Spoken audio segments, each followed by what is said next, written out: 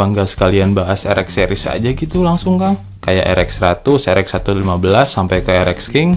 Sabar, bertahap ya. Bakal lebih bagus dan lebih masuk akal kalau pembahasannya kita buat berjenjang, supaya kalian paham perkembangan motor Yamaha dari era ke era itu kayak gimana. Soalnya kalau RX series itu baru mulai populer mulai tahun 80-an, Yamaha RD series ini sudah dikembangkan sejak 20 tahun sebelumnya. Yamaha RD series pertama kali populer bukan lewat motor produksi massal, tapi lewat motor balap. Faktanya Yamaha RD 48 yang pertama kali diperankan tahun 61, itu adalah motor pertama Yamaha yang ikut balapan GP, alias mbahnya, atau lebih tepatnya nenek moyang kali ya, YZR M1 yang dipakai Rossi sekarang. Motor ini kemudian berevolusi menjadi RD56 dan RD05, motor juara dunia GP 250 yang sempat bikin Honda kalang kabut sampai harus riset mesin 6 silinder. RD series ini adalah mahakarya yang bikin Yamaha jadi garda terdepan soal pengembangan motor 2 tak di era 60-an. Mereka nggak perlu teknologi ajaib Jerman Timur kayak punya Suzuki, atau bikin pengakuan pakai motor 2 tak berkapasitas gede kayak Kawasaki H1 Mark III. Yamaha itu punya jalannya sendiri soal pengembangan 2 tak, dan jalannya itu ya lewat balapan. Ini yang membuat Yamaha jadi satu-satunya tim Jepang yang masih berkecimpung dalam pengembangan motor GP250 dan GP350 setelah perubahan regulasi yang ngeban motor eksotik kayak Honda 6 silinder, Yamaha V4 atau Suzuki Square Triple. Ya meskipun nggak secara factory sih. Pertama, ini ditujukan untuk mencari data pengembangan motor GP500 secara rahasia, plus pengembangan motor produksi massal untuk kelas 250 dan 350 cc. Tapi, bukan cuma Yamaha doang yang ngelirik kelas ini. Kawasaki juga pemain kawakan sejak era 60-an, dengan produk seperti A1 Samurai, A7 Avenger, yang pakai mesin 2 tak twin cylinder rotary valve. Nah, ketika masuk era 70-an, kelas ini penuh diisi oleh Kawasaki S-Series bermesin 3 silinder piston port, Suzuki GT Series yang pakai mesin twin dan triple, plus Honda CB dan CL Series yang tetap ngeyel pakai mesin 4 tak. Terus gimana caranya Yamaha bisa bersaing di kelas yang super padat kayak gitu? Ya, percaya nggak percaya, jawabannya adalah lewat program racing. Serius deh, saya nggak bercanda. Yamaha emang ambil pengembangan langsung dari TD3 250 dan TR3 350 production racer yang banyak banget dipakai tim privat. Kemudian dicopot dry clutch-nya, dirubah pengapiannya, dan tara, jadilah Yamaha RD 250 dan Yamaha RD 350. Ketika Yamaha TD dan TR berkembang menjadi TZ 250 dan TZ 350 yang jauh lebih advance, sisa teknologinya yang sudah nggak kepake, nah ini dilimpahin ke segmen motor produksi massal. Sebagai gambaran betapa miripnya motor massal Yamaha dengan motor production racer, Yamaha RD 350 yang berbasis TR3 itu punya power maksimum 39 horsepower. Cuma beda dikit dari versi balap 350 Toulen yang punya power sekitar 54 horsepower. Efeknya, yang minat beli RD 250 dan RD 350 kemudian dipasangin part limbahan dari tim private itu banyak banget, karena potensi powernya ya emang bikin ngiler. Selain soal racing, poin penting lain kenapa Yamaha RD series bisa begitu populer adalah karena motor ini sudah pakai teknologi reed valve, atau yang saat itu dikenal dengan nama Yamaha Torque Induction. Atau kalau kalian tanya ke fans 2 tak lokal, ini sering disebut dengan nama membran.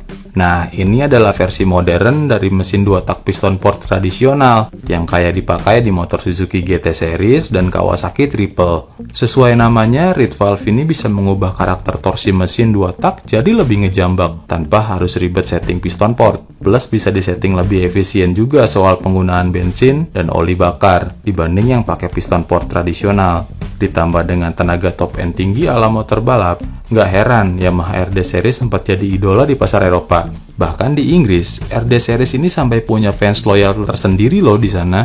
Gimana buat pemula? Tenang, Yamaha juga punya RD 125. Tapi ini bukan RD 250 yang silindernya dicopot sebiji loh ya. RD 125 tetap pakai mesin 2 tak, 2 silinder, reed valve, berpendingin udara dengan tenaga yang mampu tembus 17 horsepower dalam kondisi standar ting-ting. Bahkan Yamaha juga sempat bikinin versi 50 dan 100 cc khusus untuk pasar Jepang. Nah, RD series yang versi 125 cc ini pernah masuk secara resmi ke pasar Indonesia dengan nama RX 125. Motor ini dulu harga dan speknya tinggi banget buat ukuran orang Indonesia, makanya sekarang populasinya langka. Kalau masih ada yang pelihara dalam kondisi yang prima dan masih grass, wah ini respect banget. Oh iya, jangan ketuker sama Yamaha AS1 atau AS3 Twin ya, soalnya beda kasta produknya. Nah, jadi kalau masih ada yang ingat gimana bentuk RX100, RX125 Ankle, atau RXK135 awal-awal, nah ini nih, RD series yang jadi basis pengembangan modelnya. Cuma mesinnya aja yang disesuaikan dengan pasar masing-masing. Sewaktu pabrikan Jepang lain all out, fokus ke segmen superbike 4 tak dan seakan melupakan kelas mid-level, Yamaha jadi satu-satunya pabrikan yang tetap fokus mengembangkan RD series di kelas 250cc dan 350cc.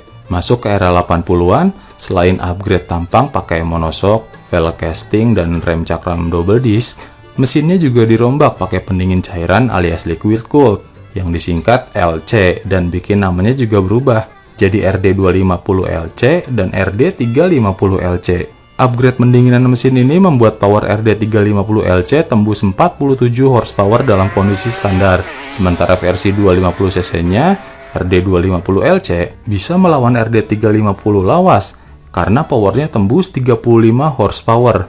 Kalau diperhatikan, ini juga sekaligus membuat konsep RD series tetap konsisten, yaitu identik dengan motor produksi racer Yamaha versi lawas. Dalam kasus ini, RD series mencontek TZ250 dan TZ350 racikan tahun 70-an.